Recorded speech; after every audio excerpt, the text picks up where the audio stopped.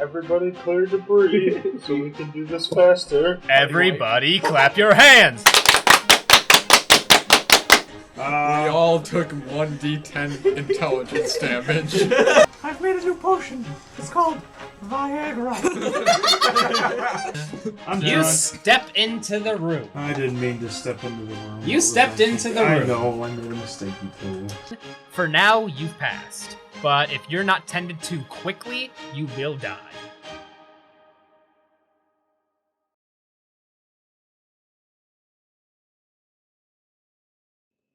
Warning, this episode may include these things and worse if I've missed them. If that's not your cup of tea, then viewer discretion is advised. This content is intended for mature audiences only, so if that's not you, then get out. Last time, on the Pridefall Campaign, the group traveled into Proofin Forest in search of ancient eternal ruins. They happened upon a battle site with many rats, dead children, and a lead on Warren Rema's missing quarry, Fiat. Soon after, the group found the eternal ruins, Fel unlocked the door, and now they venture inside the dilapidated underground complex. Yeah, you caught up now? Aight, cool. So, returning to the game, the party of Roran Rema, Fel Driston, Cornelius Barris, and Will Use It go in to explore the Eternal Ruin.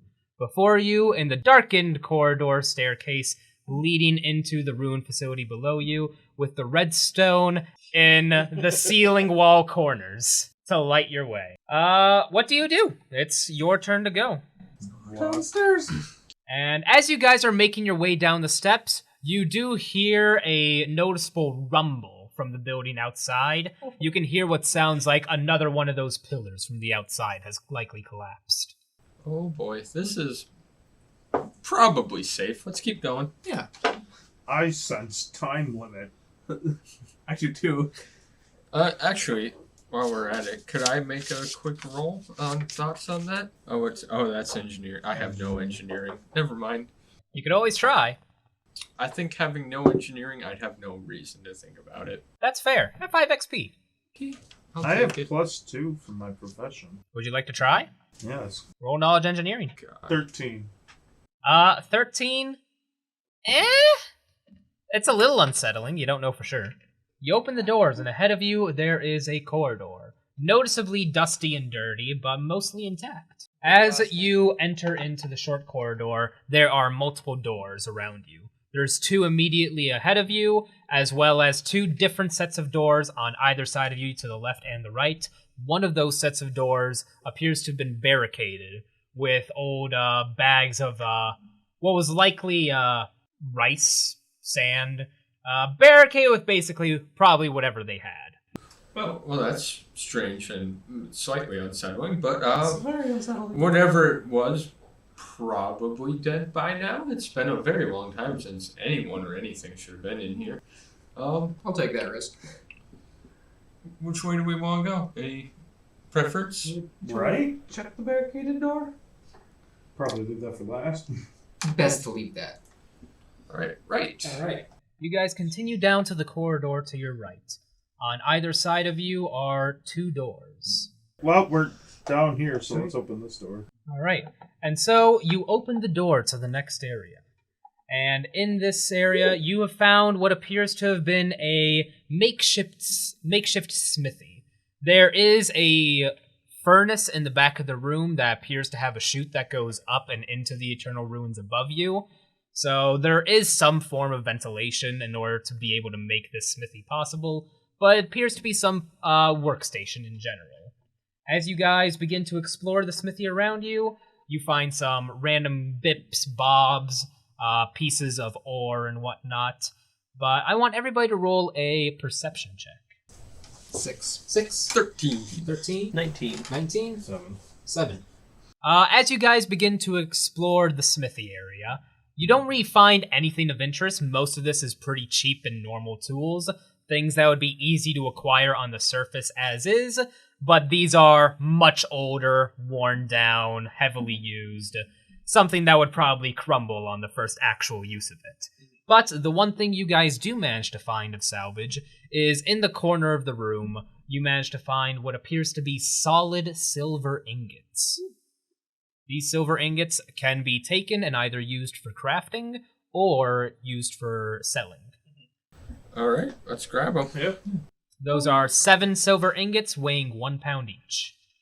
All right, but with that, you've explored the entirety of the smithy. There's not much here and not particularly much of value, but you have managed to acquire 7 silver ingots, which once again could be used for crafting adventures in the future, or you can sell them off to make a small profit. Well, that's just wonderful. Amazing. To the next door. Excellent. Let's go across the hall. You return to the door across the hall, and as you try to open it, you notice that this door is locked. Can I, kick it down? You can try to kick it down, or you could try to pick the lock as well. Before we try and kick it down, is there an actual lock section there? Yes, there is an actual lock mechanism. Could we grab a hammer and chisel and just pop the lock out? It's not like a padlock, it's a built-in door lock. Can we break the knob off? Just blast your water in it, rust the internals. Just give me a few years, guys. I'll get in there. Can anyone pick a lock?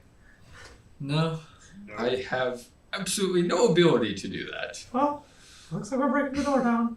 All right, big guy. I'm gonna get out of the way. If you think this won't cause any undue damage, Something's collapsing on us. Do we? That's actually a good thought. it's just a door. The frame of the building should be fine, right? It's not a load-bearing door, is it? That would seem like in poor design taste. Okay. How old is this doorknob? Can I just? You can try. Okay, we'll try that, so it's less aggressive. Alright, so he's trying to pull it through the doorknob. Go ahead and roll a strength check. God, give me the good grace of... Oh, fuck, yes. 27. Phenomenal!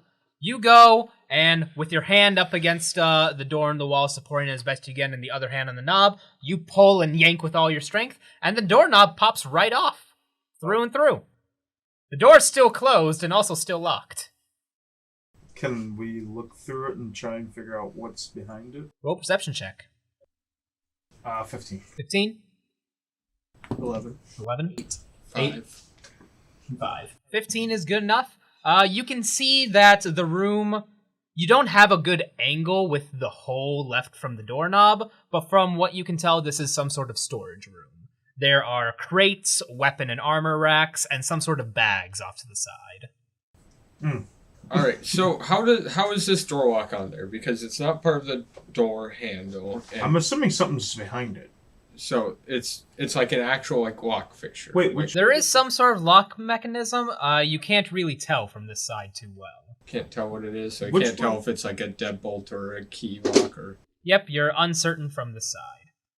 It would take somebody to reach around through the hole with nice little tiny petite hands. And a perception check. Should I reach in and see if I can feel anything? Give It's it a always go. worked for me. Are my hands petite enough? Give her the Yes, old they reach are. around. 16? Good enough. Cornelius reaches his thin bodily hands, lanky arms through the door, and you can feel that the locking mechanism here is actually a really simple latch lock. You just pull the latch up, and the thing pushes open at 5 XP. Boy, Taylor is just getting all the bonus XP today. I think that's his third or fourth one. Third one. Third one. Woo! Womp. It's open! And so you guys have entered the storage room. There are a few pieces of equipment in here, some things that come to mind. Most of the stuff in here is pretty dilapidated, worn down, damaged beyond repair to begin with, but there are some noticeably salvageable things in here. But I want everybody to roll a perception check to search the room. Mac? Two. 3. 3? Taylor? 11. 11? I rolled 11. 11. I rolled a 9. So, what you do find, amongst all of the gear that you are able to salvage, you are able to find 4 broadswords of unknown quality, 4 light wooden bucklers of unknown quality, and 1 longbow of unknown quality. Taylor? Would taking 20 be worth it in this room, do you think? I cannot make that decision for you. I know. I'm just... Oh. The time duration makes me nervous because Well, what if we leave Cornelius in here to take 20 while we search the rest of it. I mean, that might Split not the be party? a terrible idea. You want to do that? That's up to you. Yeah, Sure. I'm Sure. sure that. All right. Cornelius will be left behind in the storage room to give it a more thorough searching, taking 20 in the room, while the rest of you continue to explore this eternal facility. There we go. Okay, somebody open the door. I won't touch it. Oh, this looks like a kitchen. Does it smell like rot in here? Actually, as you guys begin to explore the newest room, find several desks, chairs, bookshelves, a map in the center, cauldrons. Your immediate assumption is this is some sort of lab or research area. As you begin to search the area, perusing through all of the documents, seeing if there's anything of note, worth, or interest in here, I want the three of you to roll a perception check. I'm actually going to say this is an area where Fel would take 20 to look around in it. All right, so the real question is, do you two want to continue exploring without Fel, or do you want to wait? I think we continue. Yeah. For the same reasons of the awkward possible time constraint of we might get buried alive. Doing Sounds great. good. Splitting the party. Hell yeah. It's fine. Me and Nothing ever happens with that. Well, Fel Driston continues exploring the laboratory. Cornelius Barris is exploring the storage room. The two of you go to the double doors opposite of the staircase. What do you do? on the count of three, Oh, which one? both. Deal. 1, 2, 3. And you guys open the door. You guys have stumbled upon the crew quarters, or the barracks. You begin to search the room. And as you're searching the room, this doesn't have a whole lot in it. There are the beds. By each bed is a lockbox for one's personal possessions. And as you begin to peruse them, you see that there are a lot of things that were left behind. The people here that one time or another must have left in a hurry. But there are only two things that really stand out, is that there were two notes that were hidden in, not so much hidden, but left in these chests. The rest of the chests can include things like rocks, pebbles. There is some jewelry amongst them. But overall, you get the sense that these people weren't really allowed to keep anything. But there are two notes that are left behind, written in a language that belongs to the Eternals. It's good to see you thinking about Elderman William and Susan, though, Brandon. Will use it can have 5 XP for his consideration. I feel like I'm going to get raped by Susan later. I can't move. Susan, no! My precious seed! I've made a new potion. It's called Viagra. Alright, and in the time that it takes for you guys to finish exploring and scouting out the barracks, you guys actually have Cornelius Barris finishes up with his exploration of the storage room, as well as Fel Driston finishes his exploration of the alchemy lab. There is an unsettling rumble to the building, as you can clearly tell that another structural pillar must have collapsed. But how much time you do or do not have, you don't know. What you do know is that you've taken the time, and you've found some goodies as a result. What is your total bonus for taking 20 on perception? Total between 9, so plus 9 perception. 29. And Tom, what was your total bonus for taking 20? That just puts me at a 20. Out of 20? Alright, we will start with what you found in the storage room. And amongst the other equipment, which nobody actually picked up or looted, you did manage to find that there was a creaked floorboard, one that was loose and very easy to move. And when you popped it off, you actually found inside was a crate hidden underneath that floorboard. When you lifted up the crate, pulled it out from its hiding place, you opened it up, and inside you found what appeared to be a weapon wrapped in cloth, as well as a letter with a stamp and broken seal. The weapon, you have no idea what that is. That's brand spanking new to you. You are unfamiliar with the design. It would be knowledge appraisal to be able to identify it. but it's a 2-pound unknown weapon. And there is the letter, if you open it up, it's written in eternal language. You don't know what it says. All right, and then let's do distribution of the rest of the stuff that was in that room since we. All right, let's go ahead and distribute the goods of the storage room now. Okay, so back to the game. You have looted out the storage room thanks to the efforts of Cornelius Barris, and you still have all of the weapons and armor of unidentified quality, as well as a wholly unique unidentified weapon that you've not seen the likes of before. With a note. With a that note. I can't read. With a note that I can't read. I can read, just not eternal. I swear. And as for the lab, you've taken your time to investigate the lab, and you have found a few things. For one, you've actually managed to kind of scrounge together the working equipment inside the alchemy lab, and you've managed to find a basic alchemist kit. Something that lets you do alchemy anywhere on the go, albeit at a penalty. It weighs 20 pounds. Can you even carry that? I can. Using your basic knowledge of the eternal language, you are kind of able to peruse through the research notes, and there were only 3 particular notes that really stood out to you. You don't know what they say, you'll have to roll an eternal check to really kind of look into them, investigate them, and translate them, but you do have 3 notes. You can do that later. I'll hold on to those for now. From that, you've searched out your areas. There's only 1 door left. You could always turn back, you know. You don't have to go forward. Alright, Will, move the sacks. Well, I'll leave this one up to Fel. I believe we still have some time, so onward, gentlemen. Could be something valuable in there. So everybody clear debris? So you take some time. It's pretty easy. Whatever was in these sacks, likely food, has all rotted away.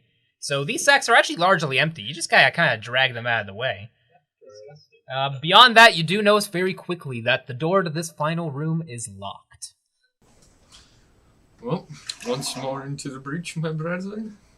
Big boy. Y'all flying. Oh wow, hot spice. I'm doing good today. 26. 26, huh? 26 is pretty good. You rip off the handle. Are you just reaching your hand right in? I'm gonna look through I was first. gonna I was gonna say, why don't Take I a- stick my hand in Take there? a sneak It's peek. like chomped off. Yep, go ahead and roll a perception check. 16 for me. Oh my fucking god, that's the third 2 in a 11. row that I've rolled. It's 11. 11. So with your 11, you don't really notice anything of interest, and with your 16, Will use it, peruses the room, and you see what appears to be a lot of damaged furniture, as well as a lot of opened crates. Something has happened in this room, and you can see something dark in the corner, but you can't really make out any of the specifics. You have a lantern, don't you? If something's in there and it comes knocking, this building's coming down. Do you want to lock it with your handy hand? Just stick your arm in there. Maybe try What and could be go wrong? quiet Just reach about it. I'm gonna use my non-masturbatory hand because it'd be a shame if I lost that one. Oh, Right, Jesus which hand is Christ. that? My left hand. I'm losing my hand. I'm so scared. Well, try and sneak so you can at least attempt it. I have no stealth. Doesn't matter. Try it anyway. Go ahead and Try stealth. If you want to That's try up and to be you. sneaky about it, that's going to increase the difficulty of the perception check. Oh, awkward. And I'm just gonna do the perception because I've been rolling.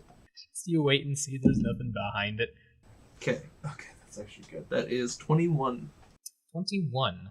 You do successfully manage to reach your hand around. It's easier this time. It's a exactly similar locking mechanism to the previous door.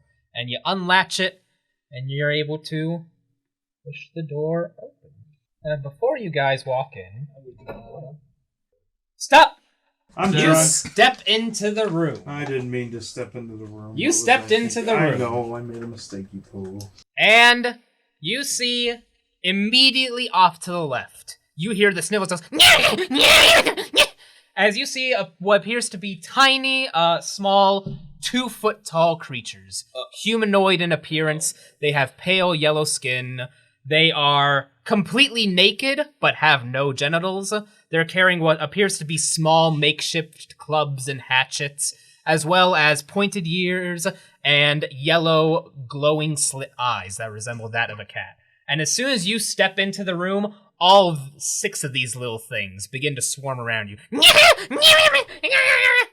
And so, Brandon, they begin beating the absolute ever-loving shit out of you. What is your defense? 4? Alright. You got, yep. No crits. 2 of them have what appears to be short swords, 2 of them with axes, and 2 of them with clubs. That's nice. Do you have any armor? No. Oh, Brandon. I'm going down, aren't I? Oh! I made a mistake and I walked in the fucking door. Brandon, how much health do you have exactly? I'm level 1. How much health do you have exactly? 14. You have no armor? No. Ooh. Well, the little pale, monstrous humanoid creatures begin to swarm around you, stabbing you with their swords, hacking you with their hatchets, and beating you with your clubs the moment you step into the room. And as they do so, you take a grand total of 17 damage. Oh.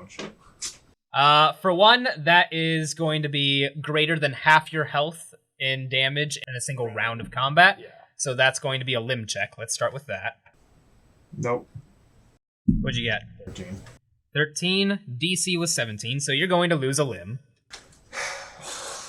It is going to be your left leg. Will Use It has had his left leg maimed by these creatures. That is going to be plus 30 XP.